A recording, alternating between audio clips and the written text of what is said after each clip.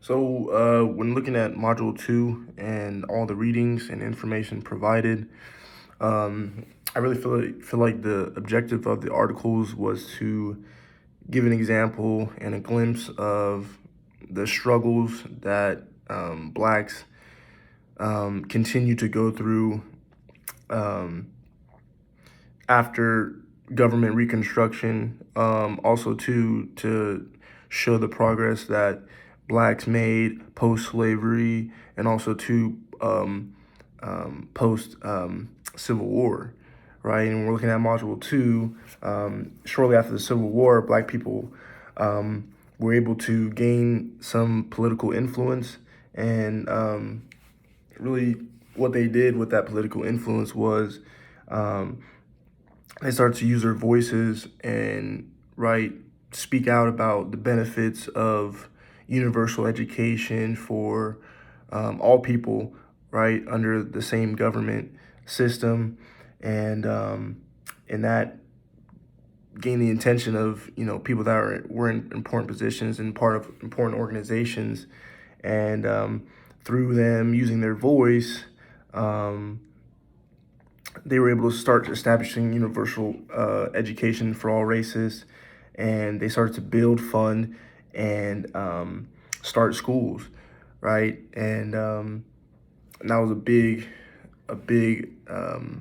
accomplishment um, shortly after the Civil War, right? That Black people wanted to accomplish, and it was starting to happen.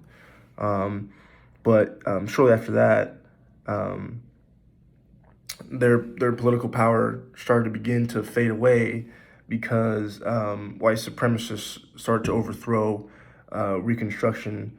So it halted the effects that they were able to make towards their movements and gaining this universal education for all people. Um,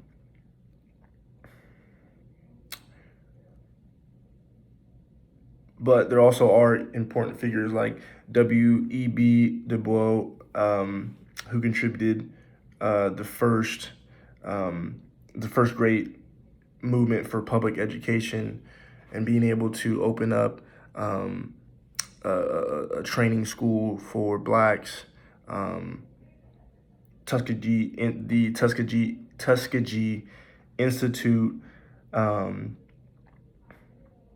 and yeah. So basically, um, and another source that was provided in Module 2, Booker T. Washington talks about the racial divide in the South, and how that would begin to fade, right, as Black people gained industrial training, um, and were able to become more of a value, right, to not only themselves and the economy around them, but also to to their white counterparts, right, that had the majority of power, that obviously were the employers, um, and because you know going through this training and gaining these skills, right? Obviously, Blacks would become more of a value, right? They would be able to be, respected a little bit more, because they are, more than um, capable of doing the work that's required. And I feel like, they become an asset rather than just someone that's seen as, um, someone to do, labor that really isn't,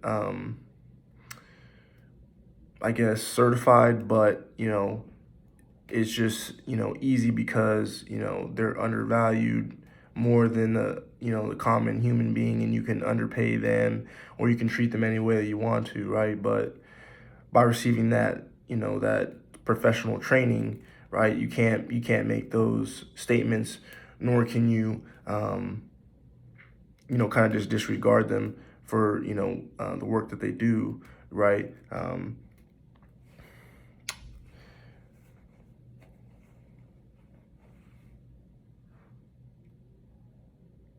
Yeah, so anyway, so basically the Tuskegee Institute would be a real value.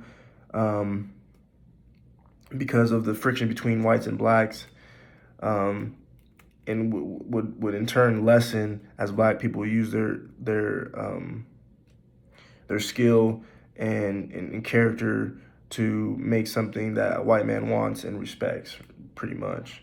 Um, and another thing that was occurring, right, all throughout these times, right, as white supremacists started to take over and reconstruct, government in the South, um, and in the U.S., right, the improvements that were made in the education system, right, they were saying we're making improvements, we're improving things like this, we're improving things like that, right, but the improvements always first went to white schools, right, so those improvements, whether it be, technology or, just busing and training and things like that, all that stuff would be immediately available for white schools, right, or predominantly, white education, um, you know, um, districts, right? But obviously, all those things that were made improvements in the white school districts, it took a long time to get to the black school districts, right? And the teachers that were at the black schools were paid obviously much less. And if you're a teacher at a white school, obviously you're getting paid a little bit more. So I think Module 2 just continues, just touching on those things, right? The struggles and all the avenues and things that blacks had to overcome. And that's kind of my conclusion of it, right? It's just the continual, you know, neglect of blacks and making it, hard for them to be on the same playing field as whites, right? They didn't want them to have the same things. They didn't want them to have the same teachers, same education. And at the end of the day, it comes down to not wanting them to have the same opportunities. Um, and it just and the narratives just continue, right? Is blacks, throughout the module, there was proof that blacks were capable, right? There was numbers, there was data, there was specific things showing that black people that went to school, that got the correct education, that got the correct training and things like that, they had the skills and they had the character to put that into use, right? And be value to their community and, to their employers. So I think the narrative that I get from that is just, blacks were more than capable, right? They were willing to learn. They wanted to learn, right? And they were more than capable, but it was always, either they received a lesser quality of education, or it was made very difficult for them to, make, a positive education even happen because of, money or, not being able to integrate in certain schools and things like that. So, it's just, the same old stuff kind of just reoccurring is, the desires there, but obviously the support from, the government and white people in the South wasn't there, and they continue to try to make it difficult for them to accomplish what they wanted.